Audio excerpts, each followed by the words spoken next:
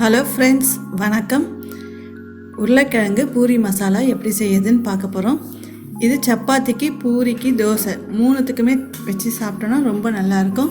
இதுக்கு 4 உருளைக்கிழங்கு வேக வச்சு மசிச்சு வச்சுருக்கேன்.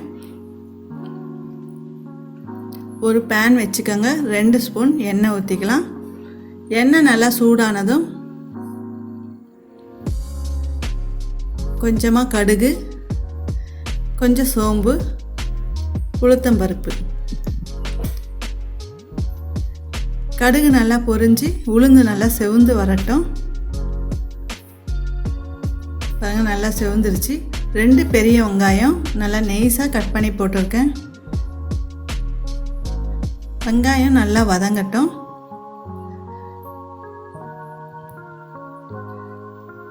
இந்த பூரி மசாலாவுக்கு வெங்காயம் நல்லா வதங்கினா வாசனையாக இருக்கும்.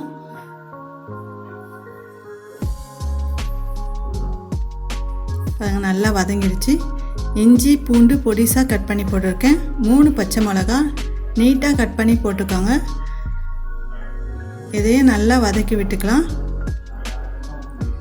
காரத்துக்கு நான் பச்சை மிளகா தான் சேர்த்துருக்கேன்.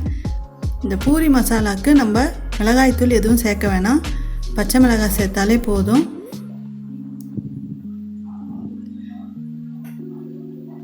கொஞ்சமாக கறிவேப்பிலை. இது எல்லாமே நல்லா வதங்கட்டும்.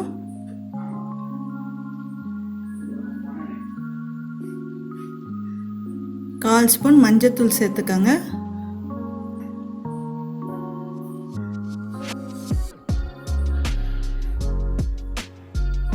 வெங்காயத்தோட மஞ்சத்தூளையும் சேர்த்து வதக்கினீங்கன்னா நல்லா வாசனையாக இருக்கும்.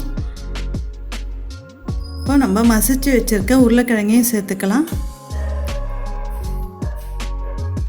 இதை நம்ம ஒரு வாட்டி நல்லா கலரி விட்டுட்டு கொஞ்சம் தேவையான அளவு உப்பு சேர்த்துக்கோங்க.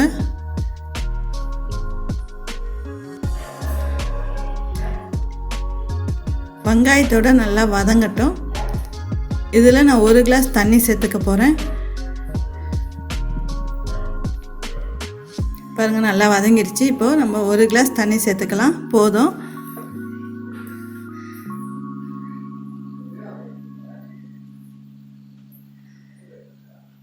ஒரு 5 நிமிஷம் நல்லா கொதி வரட்டும். நல்லா வெந்துருச்சு.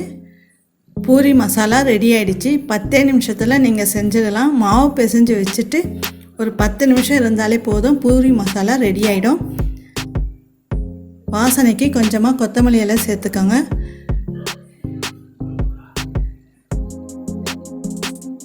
இந்த அளவுக்கு இருந்தால் போதும். இதே மாதிரி நீங்களும் வீட்டில் ட்ரை பண்ணி பாருங்கள். பிடிச்சிருந்தால் லைக் பண்ணுங்கள், கமெண்ட் பண்ணுங்கள். மறக்காமல் குக் வித் லக்ஷ்மி சேனலுக்கு சப்ஸ்கிரைப் பண்ணுங்கள். தேங்க்யூ.